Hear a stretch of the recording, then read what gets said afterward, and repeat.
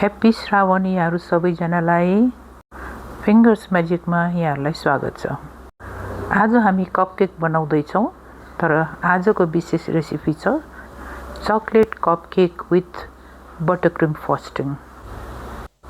सबैभन्दा पहिले 170 degree सेल्सियसमा ओभनलाई preheat गर्ने अनि बेकिङ टिनमा लाइनरहरू लगाएर रेडी गरेर राख्ने। रेसिपीको डिटेल्स डिस्क्रिप्सन बक्समा हेर्नु होला। अब कपकेक बनाउनेतिर लागौँ है त। एउटा मिक्सिङ बोलमा ड्राई इन्ग्रिडियन्ट्सहरू सबै छानेर राख्ने।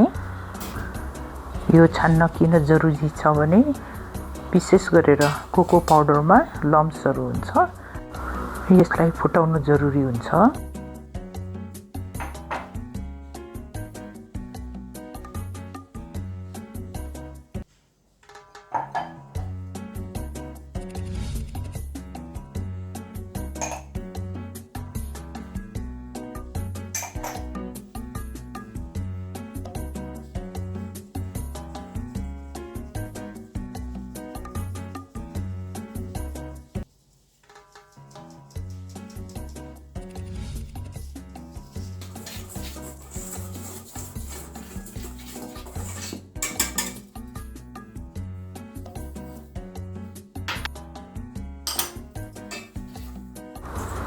ड्राई इन्ग्रिडियन्ट्सहरू राम्रोसँग मिलाइसकेपछि यसलाई हामी एकछिन राखौँ र अब चाहिँ वेट इन्ग्रिडियन्ट्स तयारी गर्ने सुरु गरौँ है।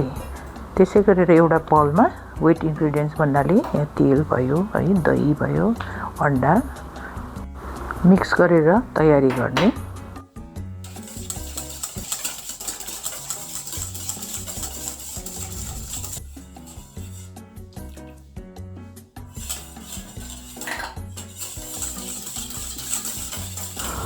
हजुरहरूलाई मैले एउटा सानो टिप्स दिन खोजेँ। यहाँ हामीले अन्डालाई मिक्स गर्दाखेरि एकैचोटि यो ब्याटर माथि अन्डा फुटाएर नराख्नु होला, किनभने कोही बेला अन्डा बिग्रेको हुनसक्छ। बिग्रेको अन्डा एकैचोटि चाहिँ ब्याटरमा गयो भने हाम्रो सम्पूर्ण वेट ब्याटर खराब हुन्छ। त्यसैले अन्डालाई फुटाउँदाखेरि सानो बलमा पहिला अन्डालाई फुटाएर चेक गरेर राम्रोसँग कुहिएको नकुहिएको हेरेर मात्रै मिसाउनुपर्छ है त। अब वेट इन्ग्रिडियन्टलाई हामीले यो ड्राई इन्ग्रिडियन्ट्समा ब्याचमा राख्दै विस्कले चलाउँदै राम्रोसँग लम्प्स रहित ब्याटर तयारी गर्ने।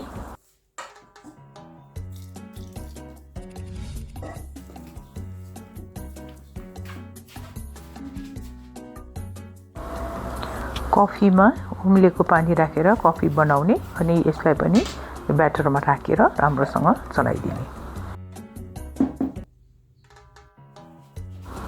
यति गरिसकेपछि हाम्रो चकलेट कपकेकको ब्याटर तयारी भयो। अब यसलाई हामीले अघि तयारी गरेको मोल्डमा राखौँ। राख्दाखेरि चाहिँ भरि नराखेर 3/4 अथवा माथिल्को 1 भाग अथवा 1 भागभन्दा थोरै अलिकति बढी छोड्नु भए पनि राम्रै हुन्छ।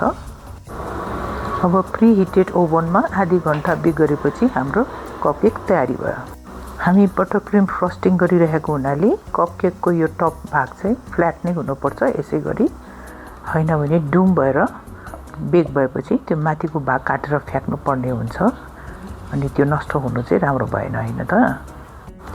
ल अब हामी बटरक्रिम बनाउनेतिर लागौँ। र यसको लागि सबैभन्दा पहिला त हामीले सुगर सिरप तयारी गर्नुपर्ने हुन्छ। सुगर सिरप बनाउनको लागि एउटा भाँडामा चिनी, पानी र नुन राखेर यसलाई उमाल्नुपर्छ।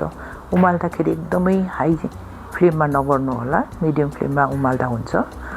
अनि यसलाई बिस्तारै उम्लिसकेपछि टाइममा चलाइ पनि दिने र यो सिरप चाहिँ अलिक बाक्लो हुनुपर्छ है।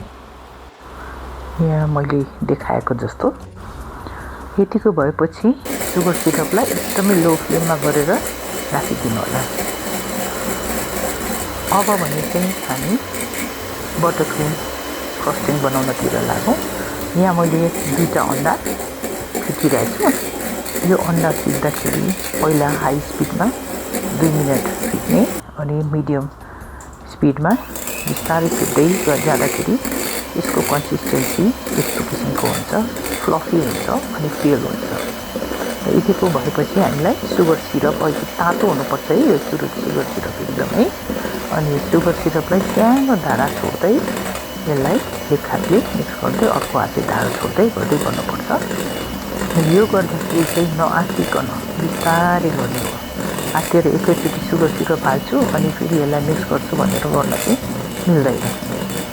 यो प्रोसेस इम्पोर्टेन्ट भएको भएर मैले भिडियो पनि लामै गरेर देखाएको छु।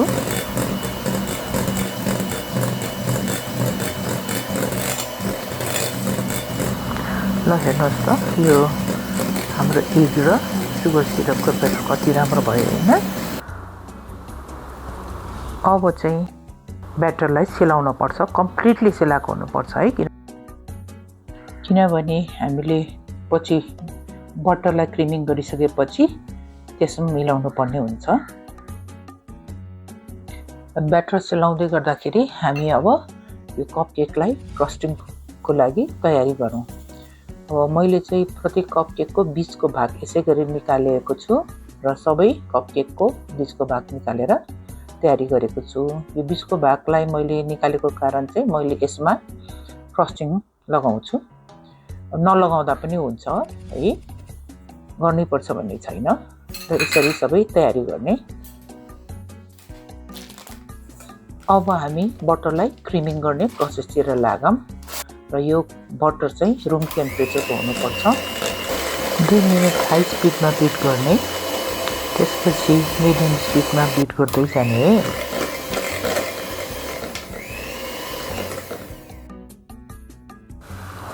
अब बटर क्रिमको लागि हाम्रो बटर राम्रोसँग बिट भइसकेको छ।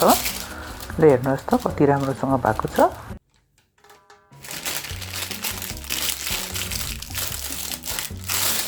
एक सुगर सिरपको ब्याटर सेलाउने क्रममै छ। अब यो समयलाई चाहिँ हामी सदुपयोग गरौँ र यहाँ अब फ्रस्टिङको लागि पाइपिङ ब्याग तयारी गर्ने। मैले यहाँ 2टा पाइपिङ ब्याग तयारी गरेको छु। एउटा नोजल सहित माथिल्लो भागमा डिजाइन लगाउनलाई र अर्को चाहिँ विदाउट नोजल नै प्रयोग गर्छु, जुनमा चाहिँ मैले क्रिम मात्रै हाल्छु अनि टुप्पो काटेर त्यहाँबाट चाहिँ यो अघि हामीले बीचको भाग निकालेको थियौँ नि हो त्यो भागमा राख्ने।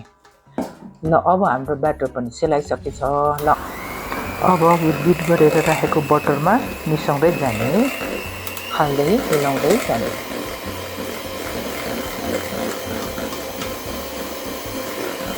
यसलाई पनि एकैछिन 1 मिनट 2 मिनट हाई स्पिडमा गर्नु होला अनि मिडियम स्पिड लो स्पिड गर्दै बिस्तारोसँग यसलाई मिलाउँदै जानुहोस्। यति गर्दै जाँदाखेरि यहाँले देख्नुहुन्छ यो बटर क्रिम राम्रोसँग तयारी हुन्छ।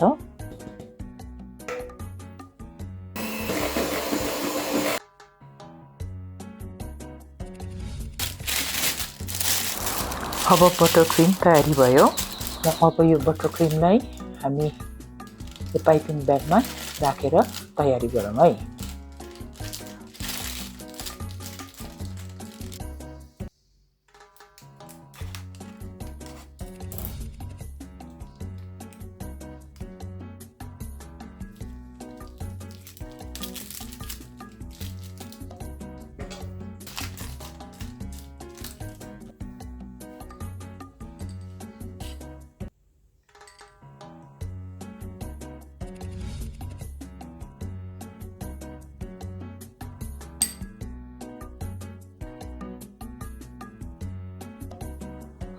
अब यो कपकेकलाई मैले चाहिँ यहाँ कफीले नै मोइस्ट गर्दैछु र यहाँहरूले यसलाई दुधले अथवा सुगर सिरपले आफूलाई जस्तो सजिलो हुन्छ त्यसै गरी यो मोइस्चर दिने काम गर्नुभयो हुन्छ।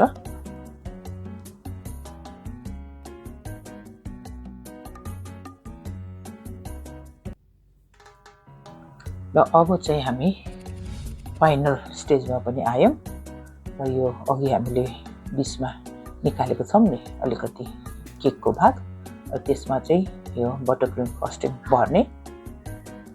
सबैमा भरिसकेपछि अब माथिल्लो भागमा चाहिँ अघि मैले नजर लगाएको थिएँ हो यो नजरले चाहिँ अब डिजाइन त आफूलाई जसरी गर्दा पनि भयो।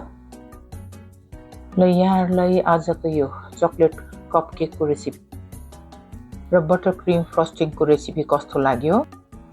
मन पर्यो भने च्यानललाई सब्स्क्राइब गर्नुहोला, लाइक गर्नुहोला अनि साथीभाइहरूसँग सेयर पनि गरिदिनु होला।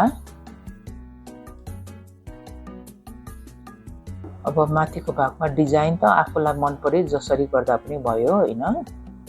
यहाँ मैले एउटा दुईटा गरेर देखाएको छु र यो प्रोसेसमा चाहिँ विशेष गरेर यदि बच्चाहरू छ भने घरमा उनीहरूलाई इन्गेज गराउँदा एकदम राम्रो हुन्छ। उनीहरूको क्रिएटिभिटी पनि बढ्छ अनि आफूले खाने कपकेक आफूले डिजाइन गर्नु पाउँदा खुसी पनि हुन्छन्, रमाउँछन् पनि। अर्को हप्ता नयाँ रेसिपीको साथ भेटौँला। तबसम्मलाई बाई।